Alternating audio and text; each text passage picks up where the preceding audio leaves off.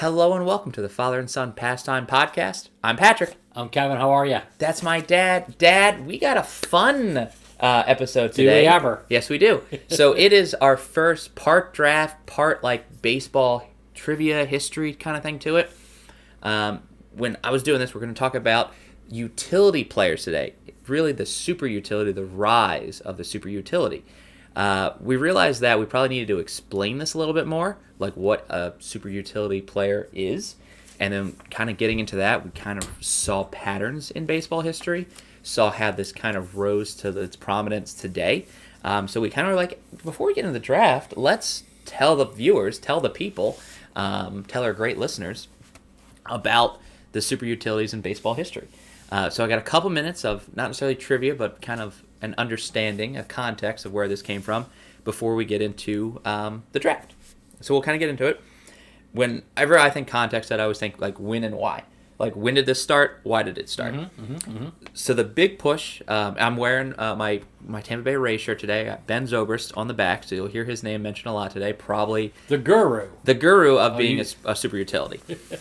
It really kind of started with Ben Zobrist, honestly. There are always some utility infielders, in the 80s, even in the past, some outfielders that could play multiple positions, but there wasn't a lot of crosses between I can go play left, and the next game I can go play second base. That wasn't as popular.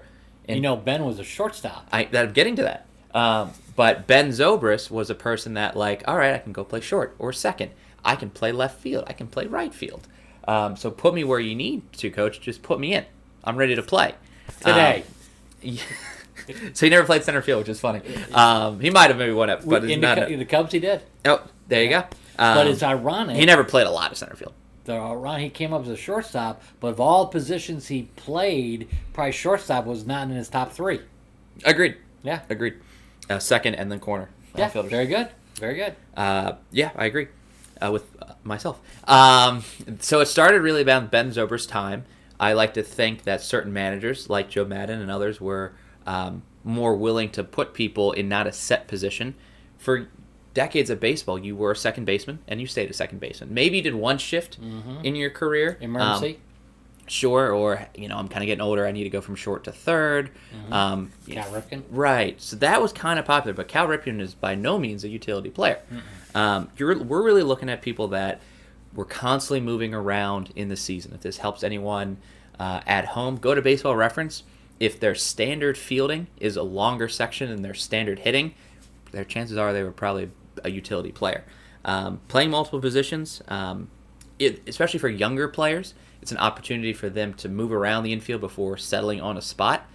Maybe they came up, like for example, Ben Zobrist as a shortstop. Maybe there was a better defensive or maybe better offensive shortstop blocking him, and in years past, that just meant that the Major League team would have to trade him. Now it's like, well, we really like Ben. Let's try him at second, or let's try him at third or left field. So it gave these players that had some sort of a block a different opportunity to play a different position. I still want to play. What do I need to play for the Rays, play for the Royals, play for the Red Sox? So it was really a win-win. Those young players got Major League experience. They got to be on a team, and the team didn't have to trade them. So they got to keep their person they kind of brought up through the minors. And players really recently, in the past decade, are kind of okay with not being the everyday starter at shortstop, the everyday starter at left field. They're kind of okay with, sure, I'll move around today. I'll go to left, I'll go to right. Kris Bryant loves the fact that he plays multiple positions because it's a new challenge and keeps him fresh. And he said he liked the idea center field, left field, first base, third base, because he liked the idea of just a new way of looking at the field and everything. Let me just add two little points. Sure, I got plenty more, yeah. Two little points. One, I think today's baseball players are better athletes than 50s, 60s, 70s. And I think with the addition of the DH, where some of the players that were position players went to a DH, that opened up more availability for the position players who are faster, stronger, better arms and all that. So those two little items help tremendously in utility players. Yeah. Great. I'm about to get into the why, so I appreciate that transition. Within the past 10 years or so of baseball, maybe go back to 12 years, that's fine. But within the past decade of baseball, one of the biggest things we've seen a growth in is shifts, defensive shifts. People are moving. I mean, a third baseman is playing the shortstop position. The shortstop is playing like a short center at this point. Second baseman is playing almost like a shallow right field. So these infielders are kind of getting some different looks naturally with the shifts. So they're like, I kind of did okay at short today, playing all these, wide right or extreme left shifts, whatever it might be. So they become a little bit more comfortable playing outside of their like little bubble. So maybe they're also a little bit more okay with playing. Could they be bubble boys? There could be bubble boys. So they're okay shifting around, when the situation calls for it. We're also seeing the less of a need for these defensive gems. The Ozzie Smiths and the Derek Jeters are really a thing of the past because there's so many more strikeouts in today's game that these ground ball pitchers, especially starting ground ball pitchers, aren't around as much anymore. Good point. So if you see 1985 had the average of 7 or 8 strikeouts for a team in one day, let's just say it was. Now we're seeing 12 to 13 strikeouts in a game.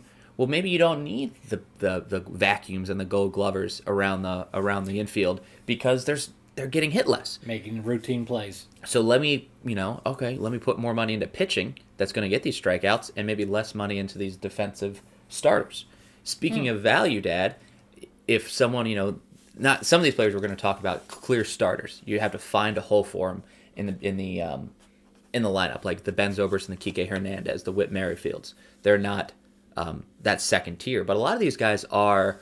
Marco Scudero, for example, maybe he's more of a utility, around the horn. We'll put him when, a guy needs a day off. He's a fifth infielder or a fourth outfielder. It's cheaper for teams when they're looking for that bench player that coming off the bench to play, backup second, backup short. Let's get one guy that can play second, short, and third versus let's get 3 guys who can do second base, shortstop, or third base. And the benches are shorter because there's more pitchers. Right. Yeah. Another great point, Dad. It really is obviously it's cheaper there, but they're valuing versatility rather than defensive genius, if that makes any sense. Again, an Ozzie Smith example, he was, in my opinion, the best defensive shortstop to ever play the game. But now if we can teach someone like Jake Cronenworth, who is not the best defensive shortstop to ever play the game, not even close, but if we can teach him how to play shortstop, second, and first base, we'll find a spot for him. Corner outfields. Exactly, even that. We'll find a spot for him in the lineup because we value his bat. So I think that's really important. COVID has a little bit of increase in this in the past 2 years with so many injuries when people are down, with COVID for a couple weeks and you lose 2-3 of your starters. Hey, congratulations. Jurickson Profar, you're going to be the left fielder today. Now you're going to be the right fielder. Now you're going to be the second baseman. Now you're going to be the third baseman. A need for versatility is higher than ever, and we're seeing that with contracts for Kike Hernandez and Chris Taylor, who maybe in the past, if 2005, would have gotten maybe $2 million a year. Now they're getting $12 million a year, $15 million a year. Yeah. So their value to the squad is unsurpassed than now that more than ever. So you have somebody. Kiki's a second baseman, but he ended up playing center field and filled a huge hole they had last year. Right, and these people may be even a starter at one position one year, and now they're like, well, we got this up-and-coming kid. He's going to be the starting third baseman. We need you to shift to second or left field or whatever. All right, coach, I guess that's what I'm going to do. So we have the stars that are coming up to do that. That's fine. So a lot of we just want to win mentality. I don't need to be that starting third baseman, shortstop, also plays into it. So I think the mentality of, putting the team first also helps with the rise of the super utility. So I had a lot of factors. There's a ton of whys that I really wanted to go into, and I think it's really fascinating. And I think we'll really start seeing, how we talk about 5-tool talents in high school and college. They can hit, they can field, they can throw, blah, blah, blah. Run. Right. I think it's going to be like, what positions can you play? Great job that you can do it well. That you can be the All-American first baseman, but can you also play right field if we need you? Correct. So I think people that are in high school right now or even in early college, try another position. I really think that will make you more marketable to maybe increase your draft than just being the all-star shortstop. Very good point. Because there's a lot of first basemen that they will put in the outfield just in a pinch, especially if they're left-handed. They need to have a left-handed bat in the lineup. They'll put you in left field, and as long as you don't really butcher it out there, they'll keep you out there for 20, 30 games a year just to get you in the lineup. And if you're a player, that's what you want to be in the lineup rather than being on the bench all the time. Playing time, we're talking about that. Correct. So that's 10 minutes of why this is happening, and I think it will continue to happen. And I really like that it's happening because I was kind of that utility infielder that I can go play second, I can go play short, I can go play center. And I'm okay with any position. I don't want to watch someone play second base or shortstop or center field like from the bench. I'd rather be in the field trying to make a difference. So I really connect with these players. Obviously, I didn't play professionally. But I think that is something that I understand with. What a legend in Lakeshore. A legend. A legend in local baseball. Yeah, exactly. Shout out Maryland. So we're going to enter the draft now. Couple parameters about being a super utility. I was telling my dad this. Really, you got to be known for playing at least 3 positions, ideally even more than that. A lot of these can be checked with Baseball Reference. They list the positions they're kind of known for playing at the top. Most of these will be 3. If someone is maybe a rookie or only has 2 positions listed, we're kind of in that gray area where if we can make an argument, for example, I think Cody Bellinger only has 2 positions listed online. I think it's like first base and outfield. He can play center, he can play right, he can play first base. Outfield's generic. I think that guy is a pretty good utility player. Mm-hmm. There's a lot of other people in the Dodgers that we'll probably talk about being a utility player. Kike, former Dodger, obviously, as we've already talked about. So you got to be known for being versatile. I think that's extremely important. If you're trying to tell me that David Ortiz was a versatile player, you're incorrect. He's a great player, but he's not on this list. Yeah. This is both current and past draft, so anyone that's ever played baseball. Some of these are a little older. Most of these will obviously be newer because of the rise of it all. Really, we're just looking for a team that's going to be really fun to form, Dad, I think. Catching could be a little gray. We're not going to have a pitcher. But the first baseman, second base, short, third, left, center, right, and we'll probably have a DH too. Again, could be all really interchangeable. They can move them around a whole lot, but a team, we're both going to draft a team of utility players. Whoever has the best team wins, as always. We'll get to drawing. Dad, is there anything that you have questions about before we begin? Question for you. Shohei Ohtani, utility? No, not enough. Just pitching and DH. I don't think he does anything at first base. I played a little outfield. I don't know if he has that yet. Okay. Got it. Again, if you want to put him at pitcher, sure. I think being two-way is different than being a utility player. Terrific. But that's just, let me know in the comments below. We're not going to draft a pitcher. I don't have any pitchers on my list. I do have 2 catchers that I think have done enough catching as well as other positions. So, Dad, where do you want this? I'm going to go thin to win, as they say. Right off the top? Oh, okay. King. Why is it always a king? All right. I'll do this one. Yes! With the pull of a lifetime! I beat my dad in the draw. Both hearts. That's unbelievable. You keep drawing kings, and I just don't know how it's possible. All right. I will take... Oh, this is impossible. I'm in shock. All right. I need a timeout. I think there's a clear 1 and 2 here, but I will take the first overall pick. Okay. And it's because I'm wearing his shirt. I'm taking Ben Zobrist. I knew you did that. Now, we got pens in front of us, just so there's pens over there if you need I got it right here. Okay, cool. So I don't know exactly where everyone's going to go for now. I think that's very fair because this draft could be very kind of chaotic. So you don't have to announce, where you want to put Ben yet. Okay. But I will say Ben is known for me more as a second baseman, shortstop, left, and right fielder.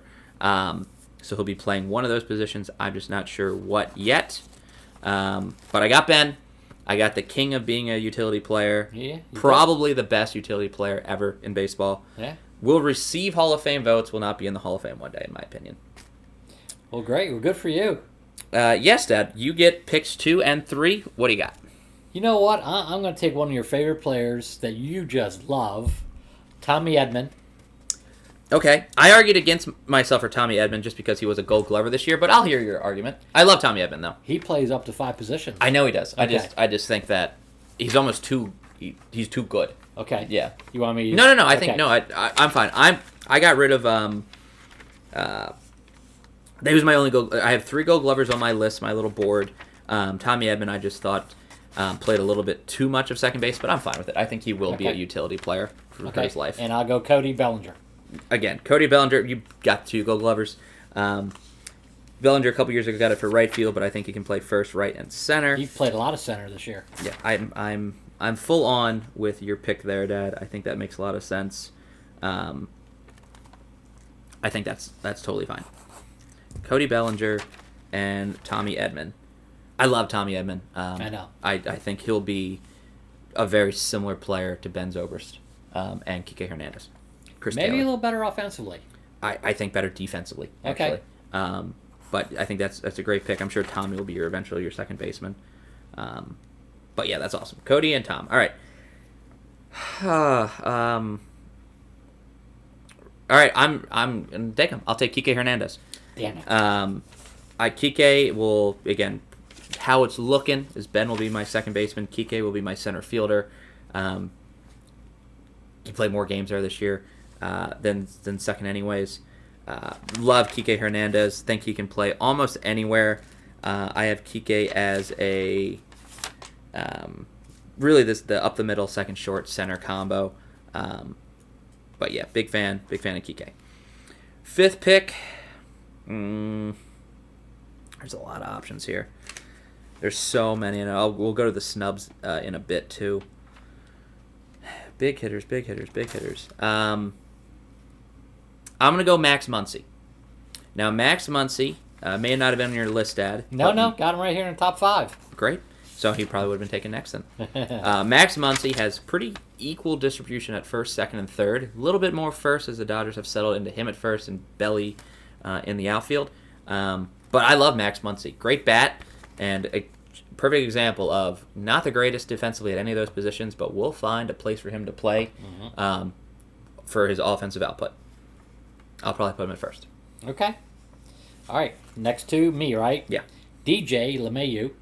Great. Where I guess you don't know where you're going to put him. Not yet. Great pick. Thank you. And Chris Taylor. Chris Taylor, great pick. Thanks.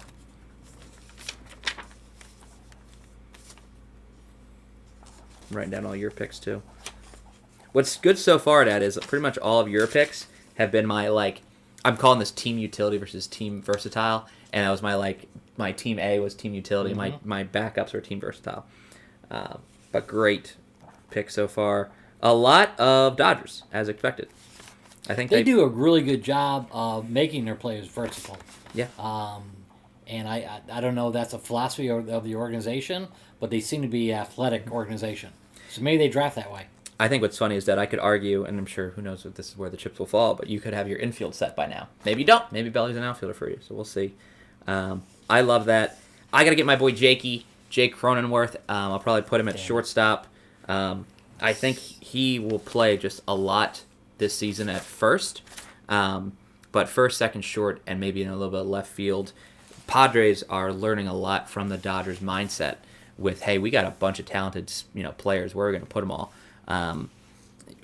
Will be Jake Cronenworth, for me, is the number 2 offensive player on that team. Tatis, then Cronenworth. I'm not a big Machado fan, as we've talked about. So Jake Cronenworth is on the board for me. Next, I think I know we have talked a lot about possible options for a catcher. I'm going to draft my catcher, which is Willians Astudillo. The Twins sort of catch-all. He's played catcher. He has actually played 4 games at pitcher in 2021 alone. He's been that Twins are getting blown out, let's bring him in. But he's got a 2.25 ERA as a pitcher, as a position player pitcher. And he's also played a little bit of first base and third base, all in 2021. Again, not a great overall player, but a fun bench player that I think will probably have a job for a good amount of years. So Willians Astudillo, I believe he goes by La Tortuga. I got him on my list. I figured. Very good, by the way. Thank you. I have a backup catcher. If I did take your catcher, let me know. No. I'm fine and dandy. I'm going for. I think I'm going to go for 2 Devil Rays or Rays. Sure. Joey Wendle. Okay. Yeah. 1, and Brandon Lowe. Yeah. Again, Rays, Padres, And they're both left-handed hitters. Dodgers. Yep. Okay, I'm very curious where you put all these people. I had Joey Wendle right next to Tommy Edman for some options. There's a third team here if we really wanted to. I mean, if there's a third one of us, I think we'd easily do a third one. Wendle and Lowe. Okay, cool. Sad that Wendle's not a Ray anymore. He got traded right before the lockout. Yeah, but what a nice little player he is. I would love to have him on my team. You know, he is Ben Zobrist reincarnated. You know, I mean, on the Rays, you know, left-handed, slap hitter, gets on base. You know, just a pain for the other team. You know, I just like the way he plays baseball. Yeah, I'm taking a guy who's still active, may be his last year or retiring soon, but Matt Carpenter. Matt Carpenter was sort of that second tier right under Ben Zobrist, being known for utility. Offensively, I think he was better than Ben in some years. Led the league in doubles at least 1 year, if not multiple. Could play first, second, third. I'll probably end up having him at my third base. But what a hitter. Matt Carpenter tore up the Cubs anytime he played them. Had to remind me of that. Kind of a 20 home run, 70 RBI, 40 doubles guy at his peak. So I'll take Matt Carpenter. Okay. I'm going around the league. I don't think I haven't duplicated a single team yet. Kike's a Red Sox. Okay. So, yeah. Me? Yeah. No, I did Matt Carpenter. Did I do one more? Yeah, I think I'm sorry. one. I got Matt Carpenter. 1, 2, 3, 4. This is my 7th pick. Have you done 6 or 7? Hang on for a second. I got 1, 2, 3, 4, 5, 6. I have 6 because you picked first. Right, so this makes sense that I'll go again. Yeah, because I did. Yep. I will go Whit Merrifield. I'm going to take him and probably put him in the outfield as a right fielder. I know that's always been talked about. He's very similar to Ben Zobrist. All these players in a way are similar to Ben Zobrist. But I'll probably take Whit Merrifield up in right. Damn it. All right. We're down to a couple picks left each. All right. I'm going with my next pick is Kris Bryant. Okay. Third baseman, first baseman, center fielder, left fielder. I like how we went really opposite on this. I'm getting a lot of my first picks of my team that I want. Yeah. And then my second pick is Cavan Biggio. Oh, Mr. Biggio. Yep. Just like his dad. Yep. I'm very curious where you're going to put all these people. We'll I'll figure it out when I get my list done. Well, yeah, I think that'll be fun. Okay, so I close out my draft here with my final 2 picks. Wow. Wow, no pressure. I'm going to go my DH first, and this is a guy that I love having as a DH because he's a Gold Glover, but now obviously not a DH. Michael Young. Going back to about mid-2000s. Ooh. Michael Young is a person that really moved around a lot. Second, first, third, short, and DH. He got a Gold Glove 1 year at shortstop. He himself was more versatile than let's put him at a different position each game. He was more like a shortstop 1 year, then a third baseman, then a second baseman, back again. So he kind of moved around the diamond a lot. But I think Michael Young obviously makes a perfect addition to DH because, hey, any of these guys could be a DH. And he had great offensive numbers. I loved him, watching him grow up. And, yeah, I love Michael Young as my DH. I got to close with probably what will be my left fielder. And a couple options. A lot of good options left.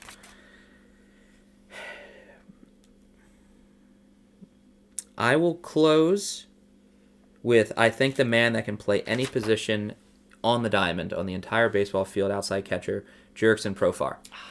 I think I'll put him in left. We'll go through that in a second. But Profar is very versatile. I mean, truly any position. Offensive numbers probably would be, if I was making a lineup, he's outside maybe Willians, probably one of the least offensive-minded players. But having him on a team, you make room for him because he can truly back up, be that fourth outfielder, be that fifth infielder for any position that's needed. So Jurickson Profar is my final pick. Okay. I have 2 more, right? Yep. You have, I think you have 2 more. Dalton Varsho, catcher. He can play first, a little bit of third and DH as well. Correct. Dalton Varsho. Okay. And I think he got to throw in the outfield a little bit. And then a little surprise for you, Ryan Mountcastle. Oh, outfield, first base, DH. You got it. Okay. And I think that completes mine. Okay, well, Dad, I know you need to work on where you're placing these people. I'm pretty good. Let me count. 1, 2, 3, 4, I think you're good. 5, 6, 7, 8. You have 10. 10. I have 10. 2, 4, 6. I do have 10. Why do you have 10? It's fine. I think you should have 9. Let me recount. 1, 2, 3, 4, 5, 6, 7, 8. I have 9 because we didn't draft a pitcher. I got 10. So I think what you did The is last pick should have been 1 for me. should have been 1. So I'm assuming you'll take Dalton. Yeah, because you're Okay. my catcher. All right, so no Mountcastle for you. Okay. Mountcastle bench. But it's good research, though. Great research. All right, so while you put positions, I'll go over some misses. I thought Howie Kendrick would have gone in this draft. I thought he was a big miss. He can play first, second, third, a little bit of left field. Martin Prado, really a great guy at second, third, and left. Jonathan Villar can play even a little anywhere in the diamond. Chone Figgins, throwing it back a little bit, can play second, third, left. Was one of the other original utility guys. Mm-hmm. Had a great career, by the way. Josh Harrison still playing, can play second, short, third, left. Ian Desmond's very similar to Michael Young, where let's start him at shortstop. All right, let's start him in first base. Now let's start him in like the outfield, kind of like that Rockies experiment that really didn't work. Brock Holt, very similar to Jurickson Profar, not offensively great, but put him wherever. Marwin Gonzalez had a really good few years with the Astros, being kind of wherever. Thought that was a little bit of a miss, but again, Lurie Garcia. If you're a White Sox fan, you probably love Lurie's versatility. I almost drafted Brad Miller as my DH. Brad Miller can play anywhere, including the outfield. Ian Happ could have worked. He moves around the diamond.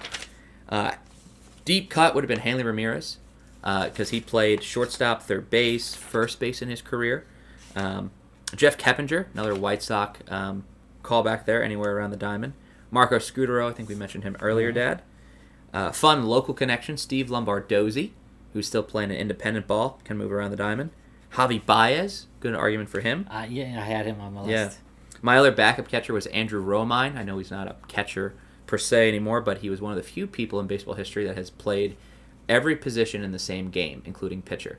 So each inning, he got moved around. I think one game, I don't know if it was by the Cubs or the Tigers, but he went catcher, not in this order, but catcher, first base, pitcher, second, third, short, left, center, right, all in one game. So I thought that was really cool. Bip Roberts was my other deep old cut. If we went to the 80s, he kind of moved around a lot too. So yeah, Dad, have you had enough time to put him in positions? I need to get... I've enjoyed this draft. Me too. I think I won. That's what makes it so much fun, right? I got my Ray shirt on today. I think I have it. That energy. All right. Okay. At catcher, I'm assuming you have Dalton Varsho. Varsho's the catcher. Mine is Willians Astudillo. Yeah, which is good. You just can pronounce it. That's really good. It's tough because I think Willians is the L. Correct. And then Astudillo is a Y. All right. Who's your first baseman? DJ Le Mayhew. DJ Le Mayhew at first base. Good Yep. for DJ. Yep. Mine is Max Muncy. Who's that second for your dad? Biggio. Ooh, okay. Like his dad, one of his dad's positions. I had Ben Zobrist. Mm-hmm. So far, Varsho, Astudillo, I don't think we're going to win this thing on catcher. Muncie, DJ Le Mayhew, pretty Power average, Yeah. yeah. I get it. Zobrist is definitely going to beat Biggio. I think that's a good win for me. Shortstop, Dad? Joey Wendle. Now, Joey Wendle playing shortstop, I definitely think I got you with Jay Cronenworth. That could be a flip. I don't know. I think Wendell's better position's third base. But who do you have at third, Chris? Tommy Edman. Ooh, Tommy Edmund would have been better at second, in my opinion. He was a Gold Glover at second. Well, okay, I can always flip him. I had Matt Carpenter. I think Okay. that's funny. That's Cardinal versus Cardinal at third. Okay. Left field, Dad? Left field, I have Brandon Lowe. Interesting. Okay. Left-handed hitter. All right. I had Jurickson Profar. Offensively, you definitely got me there, so I'll probably just give that to you. I mean, Lowe hit like 40 home runs last year. Center field? Center field, Chris Taylor. That's funny. I have Kike Hernandez. I think I have a little bit of an edge there. Offensive numbers. Okay. Right field. Cody Bellinger. And then DH is Kris Bryant? Yes. Wow. He doesn't like that. He made this big thing. But you know what I might do? I can make a little switch. Yeah. And probably go Edmund at second. There we go. And then shortstop still there. And then third base, I could go Bryant, and then Biggio is my DH. Okay. Yeah, let's do that. There we go. All right. That's better. So looking at this again, let's look at DH to DH. Cavan Biggio versus Michael Young. I'm going to say Michael Young. Ooh. More established, 7, 8-time All-Star Michael Young. Yeah, Biggio's got a hell of a future, though. I think Bo Bichette's a better player on that team. Okay. But you're right, Biggio's more versatile. Right field, you have Cody Belly. I have Whit Merrifield. I gotcha. Now, here's the thing. Belly has had an MVP, but he's also been having some terrible past year and a half. 2020 and 2021. Injuries? No, he's just not hitting the ball well. Okay. So we'll see what that becomes. Okay. Same with Whit Merrifield. I mean, he's in his upper 30s at this point. I think Kike best Chris Taylor in center. By a slightest of margins. You best me in left with Brandon Lowe over Profar. Okay. Third base is now Kris Bryant versus Matt Carpenter. I gotcha. I think it's Oh, really even. come on. Matt Carpenter. He's MVP. Well, he's got an MVP, but Matt Carpenter probably has more All-Stars than Bryant at this point. We'll see where Bryant's career goes. I would love to look that up. All right. Okay. Well, where'd my phone go? Well, we keep talking, Dad. I'm going to get my phone. Okay. How many All-Stars do you think? Kris Bryant's been at least 3. Okay, so we're going... let's start with Matt Carpenter first. I think people sleep on Matt Carpenter. I think you're going to be shocked how many... I don't think it's less than 5, I guarantee you. We're going to find out. Okay. He had 4. He led the league in doubles one year. I know. Kris Bryant's never led the league in doubles. He's a double machine and no gloves. Carpenter is a 3-time All-Star. Okay. Let's kind of go over a few highlights of his career real quick. He's been playing for a decade only. Led the league in hits, doubles twice, hits once. Had a .318 batting average one year. Has he ever been MVP? He's been in the MVP voting 3 times. Has he ever won Rookie of the Year? He placed 6th in Rookie of the Year. Chris was first. All right. Listen, let's go to Kris. I got you. Who's cheaper here? Remember versatility, player utility here. Oh, God. You're calling Kris Bryant a utility. Kris Bryant has led the league in strikeouts, that rookie year campaign. Give the highlights. He's only been an All-Star 4 times. Okay, they got you there. He's been in the MVP. Never. Rookie of the Year. But that's also the league. MVP. Career WAR. I know Brian will probably surpass Carpenter, but right now it's even. Okay. Who threw out the last runner of the 2000? It could have been anybody. No. You didn't answer the question, now, did you? Does Carpenter have any rings? No, I think he started after their season. I gotcha. All right, so let's say if you have Kris Bryant, yes, and you have Lowe, I have Kike. I'll start circling these. Right field was Belly. You know what? I'll be generous. I'll give that to you because I know my DH is better than yours. So right now it's 3-2. Okay? Shortstop. You have Joey Wendle. I have Jake Cronenworth. I know I'm better than you. Okay, I'll give you that. Okay? I'll give you that. Ben Zobrist versus Tommy Edman. Ben Zobrist. This is the super utility draft.